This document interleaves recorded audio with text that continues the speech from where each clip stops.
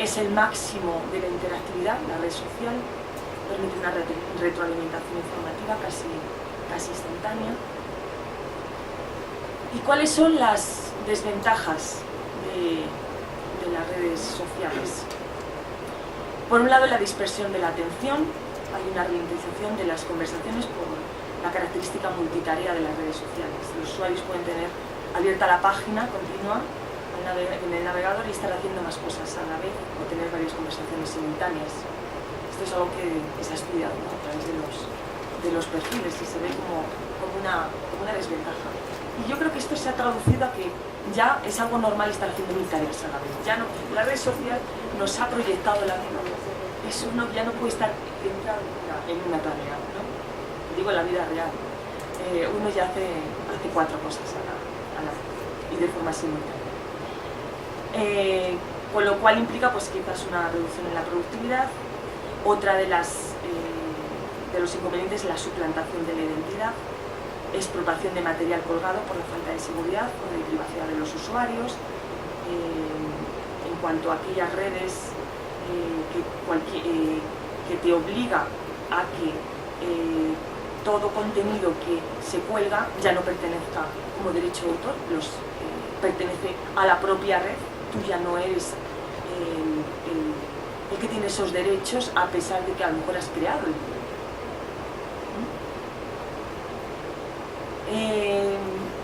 Hay autores que hablan del individualismo, una posible tendencia al aislacionismo real frente a la sociabilidad en la red. Sobre todo esto se ha estudiado con el sector de los jóvenes, el que no hacen tanta vida social real, sino que hacen una vida social virtual.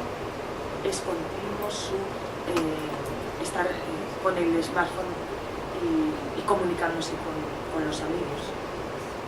Hay incluso adicción a las redes sociales, búsqueda infinita de contactos, lasitud en el lenguaje, ese es otro de los puntos también a estudiar, decadencia o evolución. Los lenguajes, yo creo que el lenguaje tiende a ser híbrido, nadie habla latín, a partir del latín se ramificó, entonces de forma evolutiva, de forma histórica, todos los lenguajes están hechos a través de un intercambio y que se enriquece. El español está incorporado en muchísimos prefijos de los 8 siglos que estuvimos colonizados por los árabes, todas las palabras que empiezan por al. Y yo creo que, bueno, pues que los lenguajes, aunque no lo queramos, evolucionan. Siempre y cuando se comuniquen, como yo decía, una cultura que no se comunica, una cultura que no se practica, no se desarrolla y se muere. Hay muchísimas lenguas, en el mundo hay 6.000 lenguas, según la UNESCO, y muchas se van a morir. Tienen la tendencia a la inexistencia debido a la falta de práctica. Sobre todo, bueno, pues como todos sabemos, de aquellas comunidades minoritarias. Entonces, en ese sentido, yo creo que bueno, pues que la evolución es así y que las reglas de ortografía, las reglas gramaticales, inevitablemente van a tener que cambiar. Yo creo que la Real Academia Española tiene realmente una tarea inabarcable y muy complicada en ese sentido. En cuanto a ser puristas, no digamos los periodistas, muchas veces nos escriben a lo mejor peor que los que son expertos en otras materias, ¿no? Siempre se ha dicho. Emergencia ante nuevos virus que afectan en segundos a todo el planeta, eso todos lo sabemos. Socialización también de grupos y personas con intenciones delictivas, esa es también un poco la parte negativa que comentábamos en la sesión anterior, que quizás es lo más penoso de la red. Fijaros, hemos hablado continuamente de esa parte gratificante, de esa parte positiva, pero tiene la otra cara, el lado oscuro. Chantajistas, extorsionadoras, y no solamente extorsionadoras, sino también terroristas. Hay un aspecto que no he puesto ahí, el narcotráfico. Es una evidencia que no la he puesto aquí y creo que cuando estamos en México, afortunadamente, México no lo he puesto por eso, porque México es un país magnífico y no se merece tener esa imagen. ¿A que no? Ya está. Ni tampoco Colombia. que no con el... no, yo creo que no se lo merece. Y entonces, bueno, pues sí que surgen también, por otro lado, delitos informáticos, nuevas formas de asociación. Tendencias, yo diría que, vuelvo a repetir las que hemos comentado hasta ahora. Existe una convivencia, una reinvención entre fórmulas convencionales y nuevas herramientas y tecnologías para la participación. Hay diferencias en cuanto a cada cibermedio que tuviéramos que estudiar, y hay una evolución de lo que se diría la web 1.0 a la web 2.0, que no siempre está desarrollada en todos los cibermedios que habitan en el ciberespacio. Pero es claro que es el paso del lector que opina al lector que comparte informaciones enlazadas desde su blog o redes sociales. Hemos hablado de los blogs, las redes sociales, herramientas como Share, que yo creo que son claves en el WordPress cuando uno tiene un blog, hacia Facebook, Twitter, Google, Yahoo, Meneame, Correo, etc. Siguiendo el concepto de remediación de islas, de Octavio Islas, de Monterrey, muy importante realmente, yo lo tengo como referente en cuanto al estudio de la cibercultura. También la Javeriana es otro punto de mira que tengo conexión.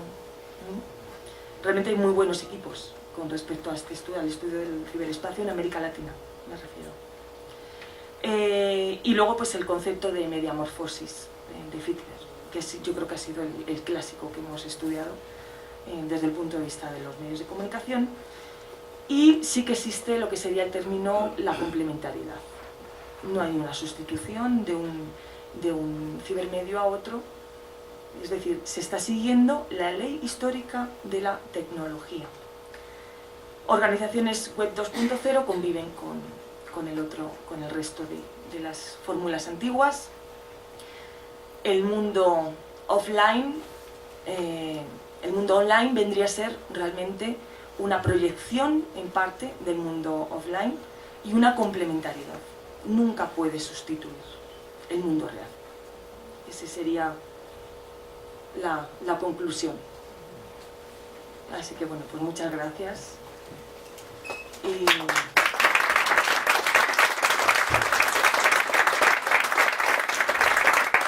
les dejo aquí mis correos, el institucional, que es el que aparece abajo, sonia.valle.defrutos@urjc.es, que bueno, ahí aparece en el directorio, es de la universidad, ahí aparecen todos los profesores. Y luego tengo el de Hotmail, que lo tengo exclusivamente para lo que es alumnos. Sí, tengo distintas cuentas, cada una para una cosa, porque si no esto es un jaleo. Aparte que el oficial a veces no funciona, ¿verdad? Hay que tener uno alternativo.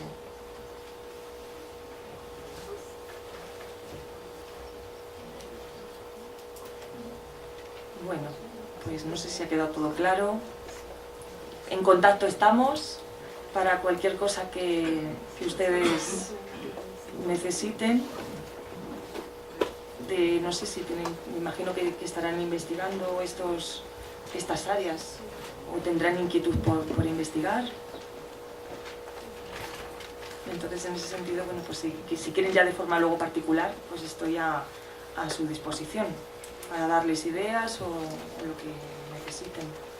Y si vienen a España, por favor, pásense por la Universidad Rey Juan Carlos y bienvenidos están para platicar un poquito.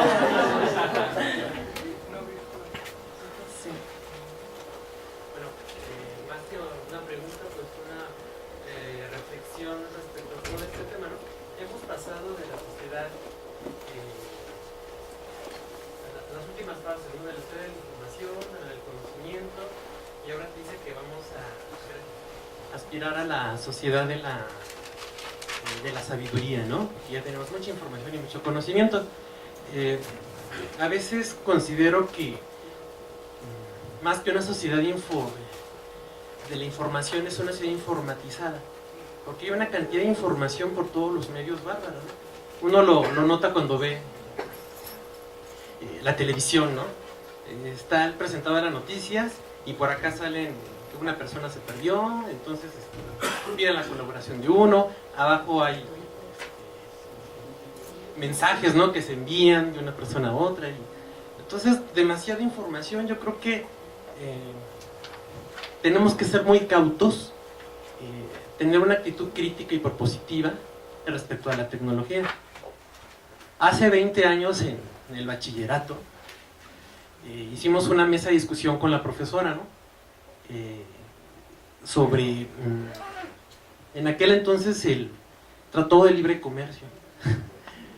Y vemos ahora las cuestiones de ese tratado internacional con Estados Unidos y Canadá, que tal vez para México no ha sido tan generoso como para esos países que son del primer mundo. En todo ese contexto, hablando de Tratado de Libre Comercio y de el uso de la tecnología, nosotros como estudiantes, tenemos 15 años, decíamos, pues, si vamos a ocupar más la tecnología, las computadoras, y precisamente será para estar más comunicados, pero a la vez tener más tiempo para hacer otras cosas, estar con la familia, hacer ejercicio, salir de excursión, etc. Y yo veo que ahora es distinto, ¿no? Más que utilizar la tecnología, a veces creo que la tecnología nos utiliza a nosotros. Hay una frase por ahí, sobre todo que se le dicen a los adolescentes: desconéctate para conectarte. A veces nos ha pasado que los chicos que tienen 15, 20 años, pues acaban de comer, están en la reunión familiar y luego con su celular, ¿no? O se van directamente a la computadora, pero esa vida social que era muy rica hace 15, 10, 20 años, se está perdiendo. Ya sea países del primer mundo o del tercer mundo. Yo creo que es algo bien importante que hay que tomar en cuenta. Hay muchas bondades que nos ofrecen los medios de comunicación, pero hasta qué punto nosotros los usamos, pero también abusamos de ello. Por ejemplo, hay muchas personas que ahora no van a la biblioteca porque todo está en internet. La Wikipedia. Es más, hay lugares en donde se meten los jóvenes y bajan su tarea. Entonces se la presentan al maestro, y si el maestro no sabe utilizar internet, pues dice, qué perfecto trabajo, ¿no? Qué plagio. Es un plagio muy, pues, y desgraciadamente que se está fomentando. ¿Qué hacer, por ejemplo, nosotros, los bibliotecarios, o las personas que nos dedicamos precisamente a los estudios de la información? ¿Cómo modificar esas conductas, pero desde la biblioteca? Por eso yo preguntaba la vez pasada, los documentalistas, bibliotecarios, periodistas, ¿tenemos las bases para poder usar esta tecnología y a su vez crear a partir de ellas? Es decir, jalar a usuarios. Hace unos días el exrector Sarucán y el doctor Adolfo Rodríguez Gallardo dijeron: es una idea errónea el pensar que una biblioteca digital o virtual tenga puros contenidos con esas características, porque entonces la gente, pues vamos a tener más bien usuarios cibernéticos, ¿no? Es decir, la biblioteca tiene que cambiarse, es un elemento híbrido a estas alturas. ¿Por qué? Porque los contenidos están en físico, en papel, pero también en otras opciones. Además que la biblioteca no solamente es el repositorio, sino que van los usuarios también a convivir con las ideas de los autores en los diferentes medios, físico o electrónico, pero también se van a ver a la biblioteca para hacer otras actividades. Creo yo que tomando todos estos elementos de lo que usted nos ha hablado en estos 3 días, podemos enriquecer el servicio de la biblioteca con todos estos elementos y sin dejar que la biblioteca sea obviamente una entidad social.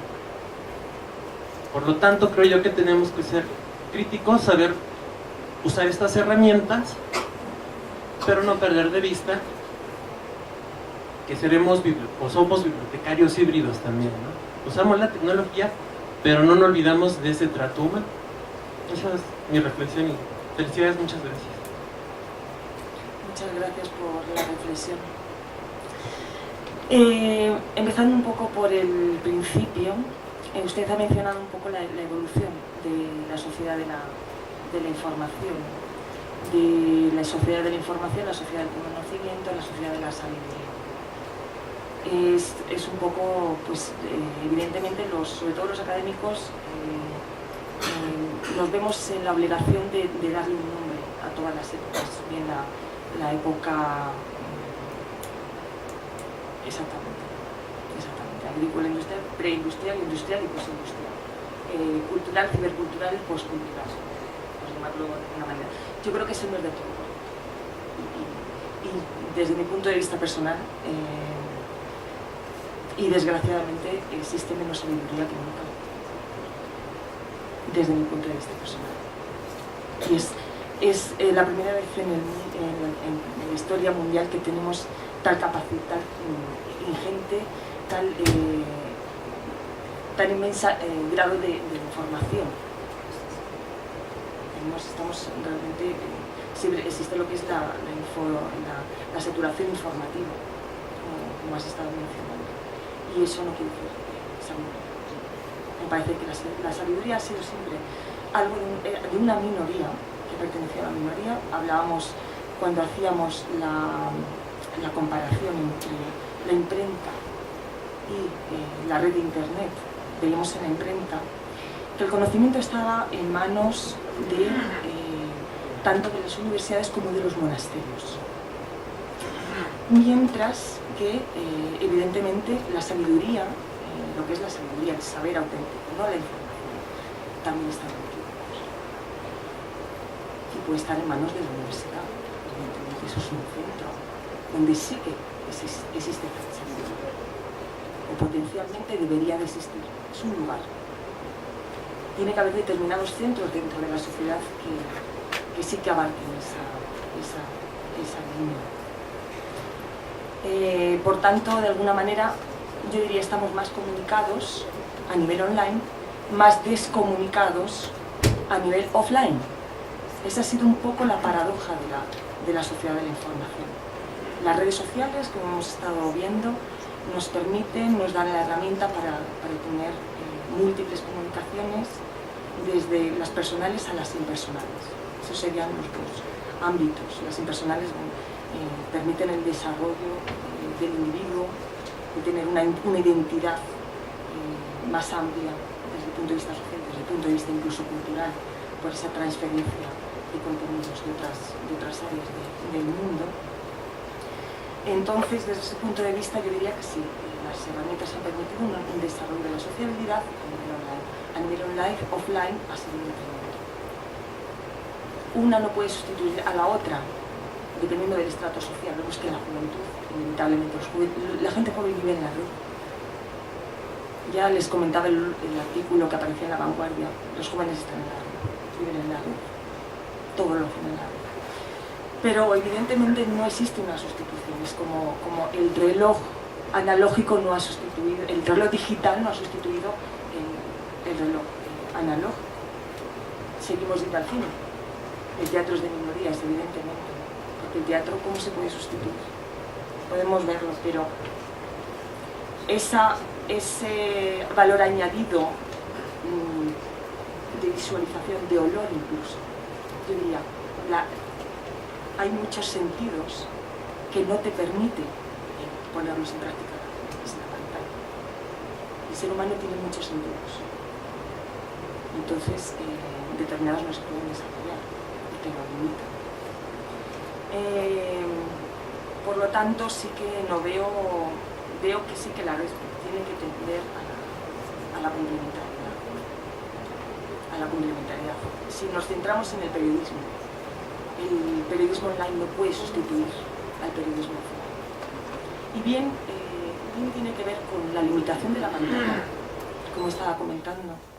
El usuario escanea, el usuario no tiene tiempo, el usuario rara vez se permite leer un editorial en un periódico online. Porque requiere un tiempo, requiere una reflexión y para ello es necesario utilizar el periódico en papel. Se dice, por supuesto, que el periodismo en papel va a desaparecer, pero y sobre todo yo creo que es importante también otro aspecto que has tocado y es en cuanto a la digitalización. Y creo que eso ha sido también revolucionario, la conservación de los documentos. Los documentos, la memoria histórica, eso hay que, sobre todo desde el punto de vista de la documentación. Es toda una revolución. El que los documentos pierdan peso y podamos conservarlos. Desde los audios, en la radio, el paso de lo analógico, del mundo analógico al mundo digital, ha sido realmente un cambio abismal. Entonces, sí que desde el punto de vista de la documentación, bien, hay como tres fases, siempre ha habido tres fases clásicas: la búsqueda de la información, la conservación, la conservación de la información y la recuperación. Entonces sí que en el punto de la recuperación, esa fase final de la documentación, es clave la red. Es clave la red. Y yo creo que ahí el documentalista tiene un papel fundamental en enseñar al usuario cómo recuperar la información, qué herramientas dispone. Es complicado en cuanto a la función del documentalista con respecto a que cada vez hay más bibliotecas virtuales. Bibliotecas, digo, por ejemplo, la Biblioteca Nacional de España. La Biblioteca Nacional de España permite disponer de unos documentos. Yo creo que está muy actualizada, está muy a la altura de todas las herramientas que al menos tecnológicas no existen actualmente. Entonces, salta barreras en ese sentido, ¿no? Cualquier persona puede tener acceso a esos documentos, estando en México, estando en cualquier sitio, y es la Biblioteca Nacional Española. Yo creo que dependiendo, habría que hacer a lo mejor alguna clasificación de los documentos. Dependiendo de los documentos, el usuario requiere de una orientación o de otra. Entonces yo creo que ahí está, habría que discernir dónde está el documentalista. Dependiendo del grado del documento, tiene que orientar. Es que la información, o sea, aunque uno tenga disposición de información, es fundamental el documentalista, porque es que tiene que orientar. El documentalista tiene que ser sabio, tiene que saber, es un poco lo que decimos de la catalogación de los saberes. El usuario se pierde. Quiero saber de esto. Bueno, pues usted tiene que dirigirse a la ecología, a las ciencias biológicas, por ejemplo, o multidisciplinares. Hay que manejar ahora, yo creo que ese término, más que esa clasificación tan rígida, ¿no?, que ha sido tradicional en la bibliotecología, que se denomina aquí, ¿verdad? Sí que me gustaría ver un poco la diferencia de dónde ha salido eso, pero muy interesante. Y entonces yo creo que sí, que igual que opino que el periodista es insustituible, o sea, el periodista formado, y no solo con titulación, hay periodistas formados, que yo también los respeto mucho, que no tienen titulación y que, bueno, son expertos en determinadas materias.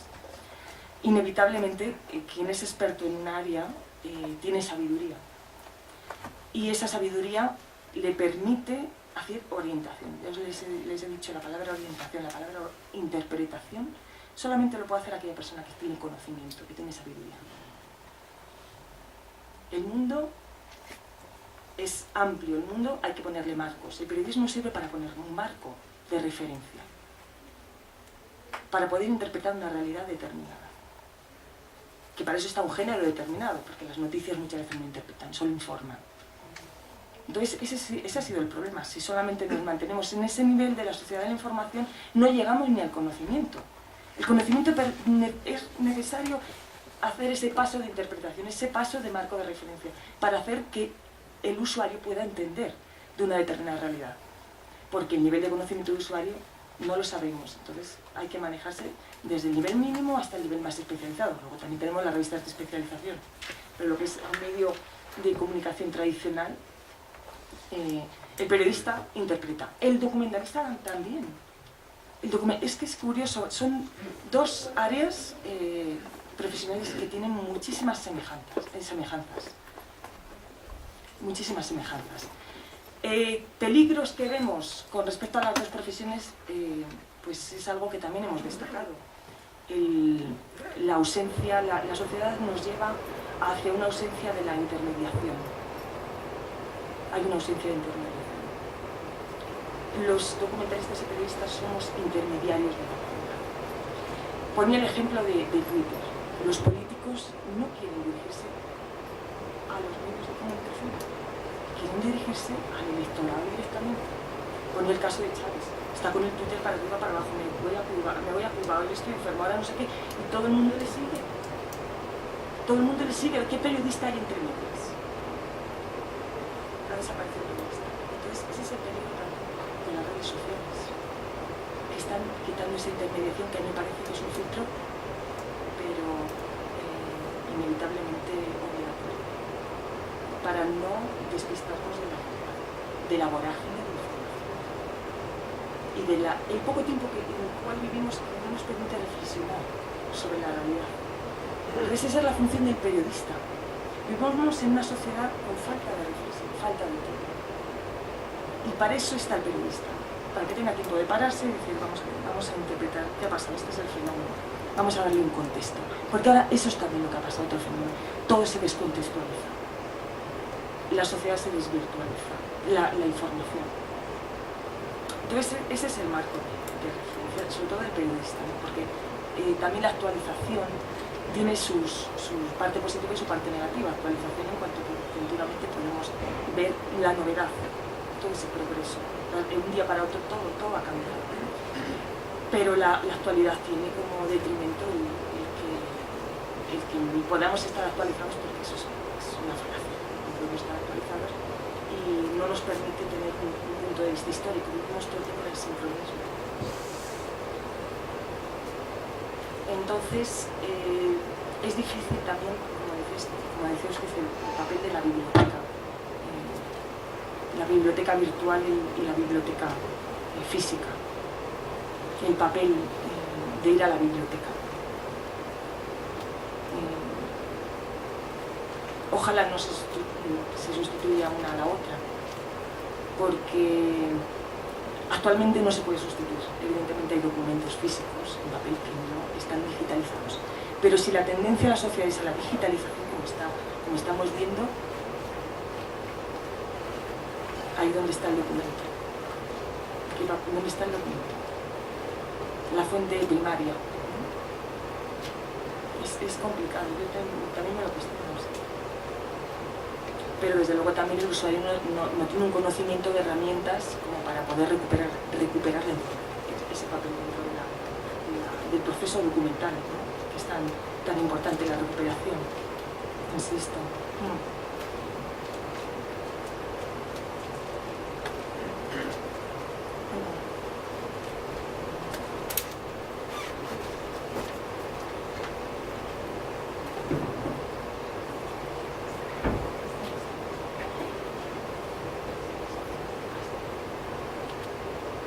Pues gracias, doctora. Este mundo bradburiano ya nos está rebasando, sin duda. Y bueno, no podemos dejar a un lado que la ciencia, los científicos, están ya impregnados de todo este ámbito. Estamos hablando ya de inteligencias múltiples, de multitudes inteligentes, del Science 2.0, todos los trabajos desarrollados a través de Internet 2, que ha quedado circunscrito meramente a universidades. Yo le quiero preguntar hasta dónde está el lindero, el límite de esa propiedad intelectual que tanto se ha conservado, se ha tratado de preservar, sobre todo en el ámbito de la ciencia y de la tecnología. Yo creo que sí, es el tema de los derechos de autor es un tema muy, muy sensible. Solo hay que ver cómo ha levantado ampollas en España, ¿no? con todo el tema, con cuanto a no solamente los derechos de autor de creaciones de las industrias culturales, que quizás es uno de los temas más complicados, ¿no? En cuanto a la discografía, en cuanto todo lo que es el campo de la música, del teatro. Dentro de la ciencia, bueno, siempre ha estado todo el aspecto de la patente, ¿no? El que cuando uno tenía una idea, bueno, pues tenía que patentarla, sobre todo desde el punto de vista científico. Yo veo que en humanidades no hemos manejado la patente. No hemos manejado la patente. Y si me apuras, yo diría que hasta, dependiendo del centro de estudios donde trabajas, pierden los derechos de autor. Es algo que yo, por ejemplo, he conocido de la UNAM y que yo no vivo en España, en la universidad que trabajo y en el resto de universidades que conozco, ¿no? Y que lo comprendo porque una persona trabaja en una universidad y de alguna manera trabaja, el producto es de la universidad, le corresponde. Uno pierde los derechos de autor. En España no. De hecho, yo intenté hacer estamos en ello, una codirección con el CIAL, con un investigador, y yo es que no lo entendía. Yo por correo, no, Sonia, es que mi derecho de autor es que le pertenece a la UNAM. Digo que no, es que tú hemos creado la obra, ¿cómo me vas a decir eso? Que yo no puedo publicar, que es con una editorial española. Entonces, claro, ya luego he hablado ya aquí con determinadas personas, con el doctor Santana, y ya me ha explicado tranquilamente, no, es que es así, y yo lo entiendo. Ahora sí que ya tengo otra percepción y me aclaro. Pero es curioso, el tema de los derechos de autor, que de alguna manera inexorablemente nos perjudica en cuanto a que perdemos una identidad propia, porque yo creo que no hay valor más grande humano que la creación, ese poder creativo que tenemos cuando producimos los investigadores. Eso es único, ese carácter creativo, que no es la reproducción, de la información, la divulgación, no, esa capacidad que de alguna manera es un tinte de sabiduría.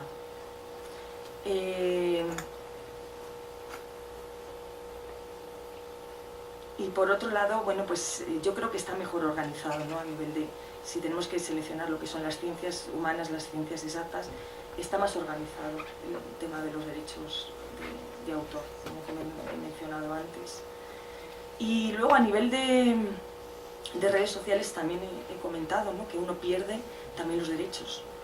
Cuando uno aloja un vídeo o un texto en determinadas, estábamos hablando del tema de YouTube, por ejemplo, uno pierde el derecho de autor y ha creado ese vídeo. O en Flickr, que es otra red social de alojamiento de imágenes. Entonces los estamos perdiendo. La tendencia es a la pérdida de los derechos de autor. Yo creo que esa es la tendencia.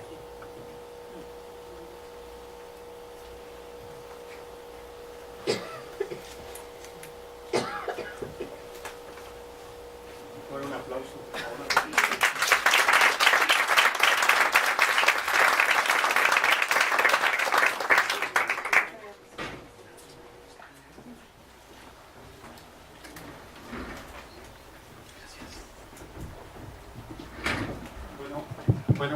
Bueno, hacemos un cambio de mesa y un cambio un poco intempestivo, pero es realmente, ante esta conferencia también viene claro el agradecimiento a la doctora Sonia Valle de Frutos por precisamente el doctor Jaime Ríos, el doctor Alberto. Comenzamos. Muy buenas tardes. Primero quiero agradecer y felicitar. Dos felicitaciones. Agradecer por hacer compartida esta actividad que tuvo con nosotros la doctora Sonia Valle de Frutos de la Facultad de Ciencias de la Comunicación de la Universidad Rey Juan Carlos de España, a través de que aprovechamos la circunstancia de que nosotros hacemos un coloquio en estos días, ayer y antier, y anteantier vino con ustedes a inaugurar el curso, y gracias a la Coordinación de Humanidades, a nuestra coordinadora, la doctora Estela Morales Campos, que en un encuentro que tuvimos anteriormente nos había hecho la solicitud al doctor Jaime Ríos y a mí de invitar a la doctora Sonia Valle Frutos para que su venida a México la compartiéramos dos de nuestras entidades, el CUIP y el CIARC. Eso por una parte, ¿no? Y también agradecerle a nuestro nombre, pues a la doctora Sonia Valle Frutos, que le explotemos como lo hemos hecho. Ustedes aquí, nosotros todavía a las 6:30 yo ya tengo otra reunión allá abajo todavía, ¿no? Y aparte lo que he estado allá en nuestro seminario. Y por otro lado, la felicitación también a ustedes, y eso ya en lo personal, porque esperemos que pase el CUIP a ser instituto, ¿no? Y esto va a ayudar mucho a la obra que conjuntamente hacemos dos entidades que estamos aquí participando. Y entonces la colaboración internacional, sin lugar a dudas, va a favorecer mucho más esta, y que tendrán todo nuestro apoyo como comunidad del CUIP y en especial del doctor Jaime Ríos, ¿no? Entonces, por eso son las felicitaciones de llevar adelante e impulsar todo el trabajo que por nuestra parte el CIAL pueda dar al CUIP, ¿no? Bueno, eso es. Muchas gracias, doctor Jaime Ríos.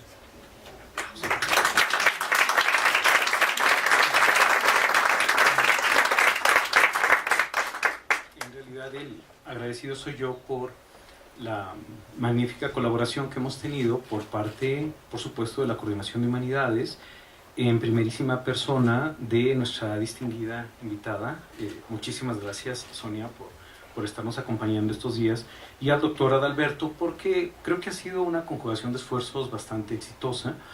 Percibo un público cautivo y cautivado con el trabajo que se ha realizado, lo cual de verdad es altamente meritorio, por el esfuerzo que implica el desplazamiento, el contacto directo con la gente.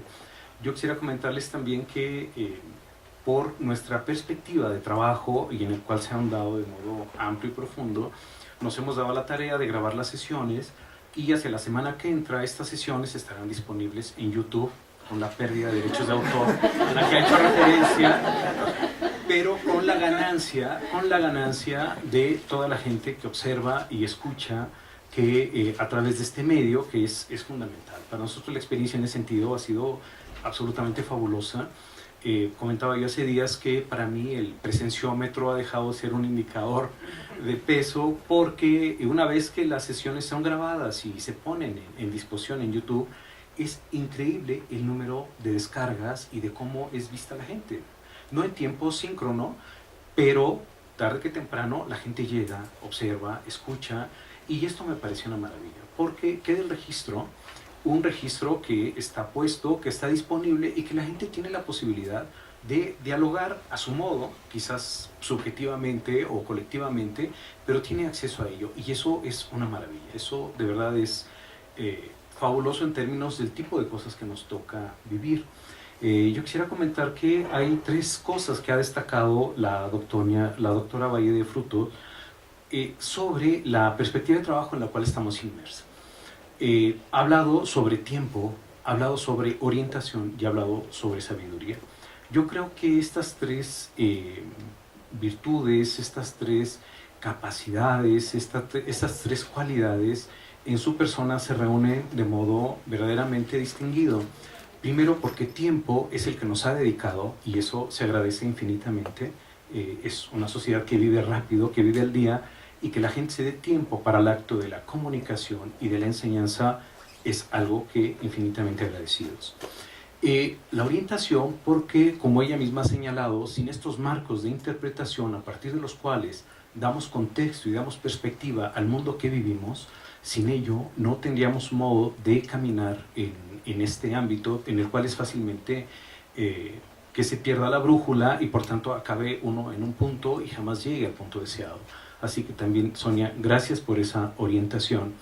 Y por supuesto, triplemente agradecido por la sabiduría que compartes, por la sabiduría que no tienes ningún empacho en abrirla, en hacerla accesible, y sobre todo sabiduría que se aprecia en términos de comunicación. Y yo creo, probablemente coincidas en ello, que sin comunicación el ser humano no crece, el ser humano no es creativo. Así que con estas tres virtudes de tu parte, a mí solo me resta agradecer infinitamente tu presencia aquí.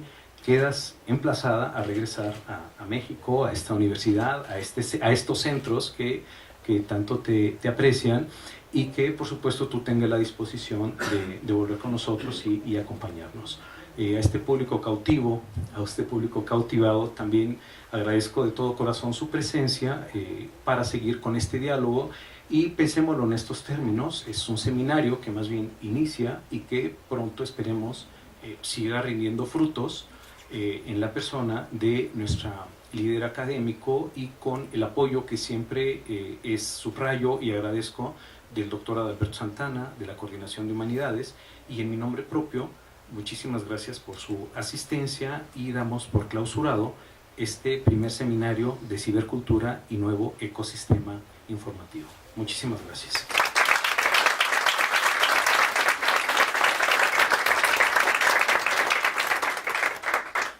Nos resta solo entregarle su constancia a la doctora Sonia Valle por su participación como ponente en este seminario. Muchísimas gracias.